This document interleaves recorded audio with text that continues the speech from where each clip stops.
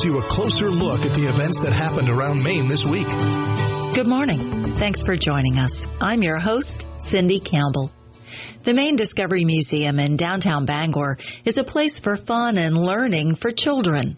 But next month, it will also be the site of a 90's party for adults that promises a great time while fundraising.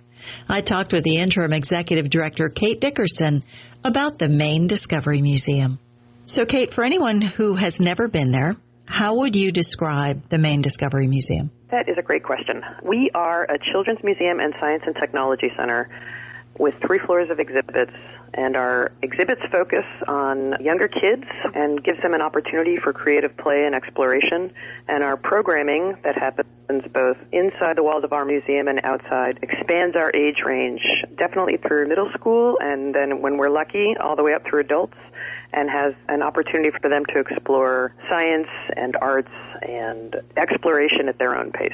And a lot of your exhibits are interactive, right? Which is a great way, especially for the younger kids, to get interested in STEM subjects. Yeah, I'm glad you pointed that out. The interactivity is really important. There's really great science behind how kids learn through exploration.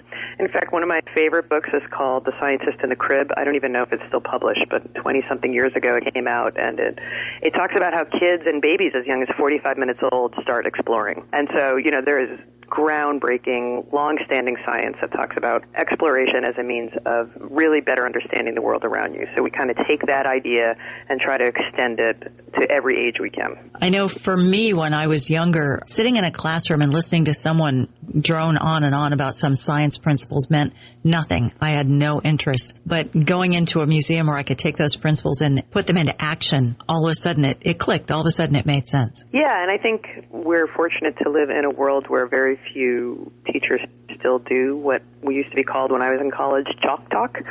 So we're still super complimentary where, you can put those pieces into action. And the way I look at what we do, it's a way to dive in to what you learn in classroom situations that you may not have that opportunity to. So, like you said, it clicks in together. Yeah. Now, are the exhibits changed out regularly? So going back to the museum could be a different experience? They are changed out some, not as much as we would like. We've actually have a difficult time with the literal building infrastructure that we're in. So we have to be really thoughtful and plan a ton before we can change something out because of that infrastructure. So we are actually in the midst of updating some of our exhibits and changing them right now. So everybody who's been here in the past knows about our river exhibit. Right now that is completely demolished, and we're redoing that with the goal of reopening that in March of 2023. We're redoing part of the upstairs. There's a big head body journey area, but we're changing the inside of that head to be all about the brain. So that'll be something that in the next, I think, 6 months we'll have that settled, and more things along those lines where we're working within the space we have, really trying to figure out how best to use the resources we have to change it out and focus on new things. Okay, and for anyone who doesn't know, you're located right in downtown Bangor. We're in the old Freeze's department building, department store. I still run into people who ask me if we still have the escalator, which I think is really hilarious as a means of conversation. But yeah, we're right in downtown Bangor. We're 74 Main Street, and right in the middle of it all. So do you still have the old escalator? We do not, no. Okay. Sorry, had to ask. No, it's a fair question. I should have started with that. So Now, I know the museum closed during the pandemic, but we're still active with sending discovery kits to kids during that time, right? Yeah, we like to say we were a small but mighty team with that. We were really proud of being able to kind of pivot and meet our mission of creative exploration and play. Our small team put together these discovery kits where every box, so it would be sent out to homes throughout Maine and actually in different parts of the country, where there was a topic that was explored at what we would call a kid level. So really young kids could do it with their parents, and older kids could actually do it on their own. And it was rejuvenating, I think, for all of the team here to be able to figure out how can we take a little slice of what we do at the museum and get it out in the world at a time when we can't open our doors. So those were really, really invigorating. And actually in the summer of 2021, the Bangor School Department used a version of them to help their students over the summer for some of the education loss that they had. So we were really proud to be able able to figure out a way to help people get through the pandemic with a slice of the museum. Oh, for sure. And I know once you reopened, people needed to make an appointment to visit the museum. Is that still in effect, or can people just drop in? No, people can just drop in. We're open on Tuesdays through Saturdays, 10 to 5, and with, an open door policy back again. Right now, we're not even requiring masking. We had required that for a long time because so many of our youngest visitors could not even have access to vaccination. But now that that barrier has finally been put aside, we don't require masking. Everyone is welcome to wear a mask if they want. I know some of our staff folks do, because one of the things that we learned through the pandemic was that it was really nice not to get colds every 3 weeks. Right, exactly. So there's a real comfort level in knowing that, masks actually work for some things. But we're open Tuesday through Saturday, no appointment needed. Okay. Nice to see things are getting back to normal, including the Maine Science Festival, which is part of the whole Maine Discovery Museum. It's like the Maine Discovery Museum to the 1,000th power, right? I like that. I'm going to have to use that the next time I talk about it. Yeah, so the Maine Science Festival is a program of the Maine Discovery Museum, and one of the things that we really like about the festival, besides the fact that, as a self-professed geek, is the celebration of Maine science, it really allows us to expand who we reach. One of the things that people think is that it's just for kids, and I will tell you, as someone who has been involved with it from the get-go, adults are in some ways even more excited about the Maine Science Festival than kids are. The opportunity to find out about things at a level that you're comfortable with is a huge plus for the Science Festival. So we were able to have that return in March, and we're actually deep into planning for next March in 2023. So we're really excited about feeling like we're back on track with all of the things that are important to us. Awesome. Now, another service of the museum is that people can host parties and meetings there, correct? That's right, yeah. And actually, one of the reasons that we aren't open on Sundays is because we have found that an awful lot of people would I don't want to say reserve the museum for yourself, because that's what you're doing, but it's an opportunity to have different events and parties on that day in particular. And then there's other times, and when we're closed, that you can do that as well. So we're trying to figure out a way to maximize the space in a way that makes the most sense. And some of that stemmed from the pandemic, where we felt like we couldn't do a birthday party during the day because we had such limited attendance and things like that. But now that we're past that, we've realized that it's something that people really like to do, so we've kept that part going. Okay, awesome. Now, speaking of parties, you have a big one coming up, right? Tell me about We do. The 90's party. So much like the entire rest of the world, and we've been talking about the pandemic, a lot of our events just shut down for the last couple of years. And one of the most important events we've had in the past is a big fundraising gala. We have not been able to hold a large fundraiser since 2019. And, wow. Like a lot of it's been a really long time. Like a lot of nonprofits in the state, we have to raise all of our own funds. We don't get government support. We may get grants, but we don't have, like a line item in anybody's budget. So we have to raise money to make sure that we can stay open. We have a super dynamic event committee that is led by one of our board members, Mallory Sprague, and they have come up with a whole idea of we're going to get back to celebrating the museum. We've made it out of lockdowns. We want to get a chance to remind people how great the museum is. So we're having a 90's party, a throwback to the 90's, whatever that means to you. I have learned, being part of this group, that my memory of the 90's is very different than many of the people on this committee. It's been an education. I'm like, you are talking about grunge. That's what I remember about the 90's, but it's been really fun. And the other, the tie-in to the museum with that is that the Maine Discovery Museum as an idea was a community idea that started, was fostered from 1997 on. So we're looking at it, we're going back to our roots to plan for our future. And that event is November 12th. It's a Saturday. And it's basically a 90's takeover of the whole place. Each floor of the museum is going to have a different theme. So we'll have a lounge area. On the second floor, we're going to have a dance floor. On the third floor, it's going to be filled with games and snacks. Everything is going to be 90's themed. We're also going to have a best dressed contest where whoever is deemed the best dressed of the 90's wins bragging rights along with a prize, and that will be a small fundraiser. And then the biggest event as part of that is we're holding a fairly large travel raffle as a big ticket item. So in the past, we had done art auctions and things like that. What we're doing instead is the winner of this raffle can pick one of 3 options: Cancun vacation, wow, exploring Key West, or a pro sports fan getaway. And full descriptions of that are on our website. But basically, if you win the raffle, you get to pick one of those with, airfare and where you stay, all of that covered. So that has a retail value of about $4,500, and one raffle ticket is only $25. So wow. You could really get a killer vacation and have it cost you $25, and that goes right to the museum. Or you could do 5 tickets for $100. So we're really trying to make an evening of celebration and enjoyment of the museum and raise funds so that we can make sure that our operation. We also are doing a VIP cocktail reception, which is a separate event. That's going to be in the hour before the 90s party. So the 90s party is, I believe it's 6:30 to 9. The cocktail reception, we decided, not everybody necessarily wants to go to a big dance party, but we're taking over Queen City Cinema for an hour, and people could go there in addition to or instead of and have a chance to have fun there first. Important to point out, I think it benefits the Maine Discovery Museum, which is a children's museum, but the party is for people 21 and over.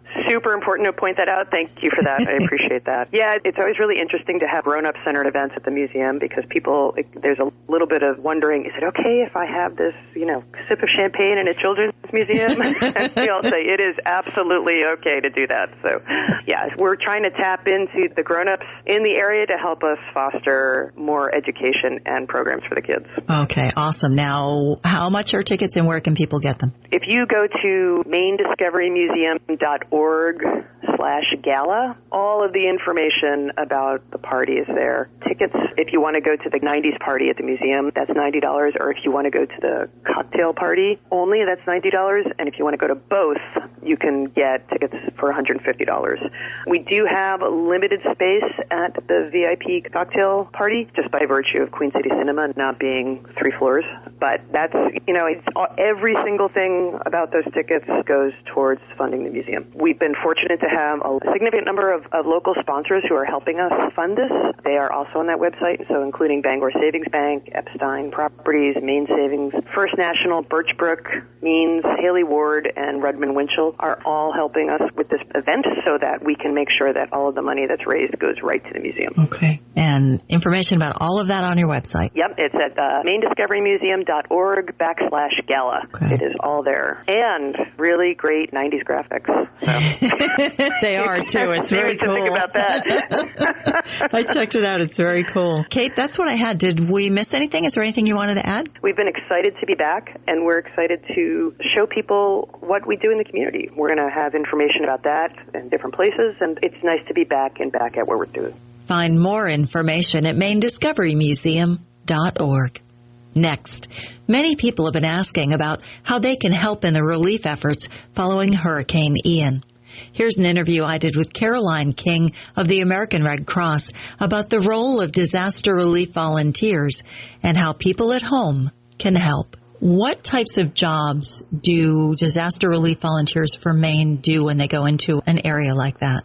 Sure. Currently, most of our volunteers are supporting sheltering of folks who have evacuated their home and or their home has been damaged or destroyed. So many of our volunteers are doing sheltering. Also, our emergency response vehicles provide supplies and food and do feeding, mobile feeding. So when you're talking about a large-scale response like that, is there a set commitment? Or what if Kim came to you and said, okay, I'm a disaster relief volunteer, but I can only get a week off from my regular job. Is there something I can do to help? Does that work? Is there a place for folks like that? Sure. We generally ask folks to make a 2-week commitment when they deploy, because obviously, as you can imagine, it's very expensive to get folks into a disaster zone. So we do ask folks to make a 2-week commitment.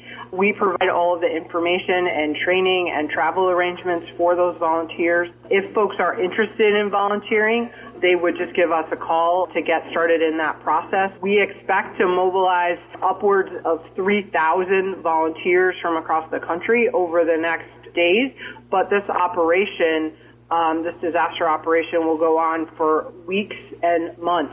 So if you can't go today, we will gladly send you in a week or 2 or 3 as well. But there's an extensive amount of training that we do with volunteers before they go to make sure that they're prepared and they're ready when they hit the ground so that they are the most helpful that they can be. Yeah, and speaking of that, I would think that rotating them out after a certain period of time would be a good idea, because that has to be like stepping onto another planet when you go into a disaster zone like that. Absolutely, absolutely. Our staff currently, are sheltering together, and some of the local volunteers were themselves impacted. And so we're very careful to make sure that they're able to take care of themselves and their families. So thus why we're sending folks here from northern New England who were obviously not impacted by Hurricane Ian to support them.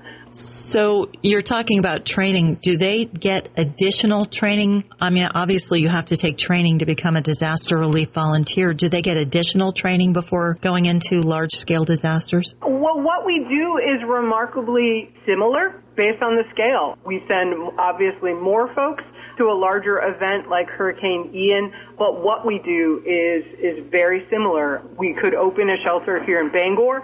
We would use the same information, the same content, the same forms. They would have the same training. In the situation with Hurricane Ian, it would house a whole lot more folks. Are there certain qualities you look for in a person in becoming a successful disaster relief volunteer? I think a successful volunteer in these kinds of situations just has to be incredibly flexible, because you are walking into a chaotic and disastrous situation, to being very flexible and caring about the people that you may never have met before in your life. And all Red Crossers have those incredible qualities. So people who are interested in becoming disaster relief volunteers, how do they get a hold of you, and how do they get started with that training? Sure. You can always go to redcross.org and start your volunteer application there. Once you start your volunteer application, someone will reach out to you to find out what you're interested in, whether you want to volunteer at a blood drive, whether you want to respond to house fires, whatever part of the Red Cross work speaks to you, there's a place for everyone as a volunteer. Okay. For people who are listening and are seeing what's happening in the wake of Hurricane Ian, and they want to help, and the first reaction is always to send clothes and to send water and whatever, is there a way they can help through the Red Cross? Sure, definitely. We encourage everyone who would like to make a financial contribution to go to our website, redcross.org. Sending a financial gift is really the fastest, most efficient way to get your help, to get your support, to get your love to the folks who are impacted by Hurricane Ian. We also want to be thoughtful. Hurricane Fiona just blew through Puerto Rico last week. There was a typhoon in Alaska, Typhoon Merbach. So those disasters are happening as well. So the Red Cross is responding around the country as well as here locally. So the best way that folks can help is to make a financial gift to redcross.org. Find more information at redcross.org. I'm Cindy Campbell. Enjoy the rest of your weekend and stay healthy. Join us again next weekend for Maine Concerns with your Town Square Media News Team.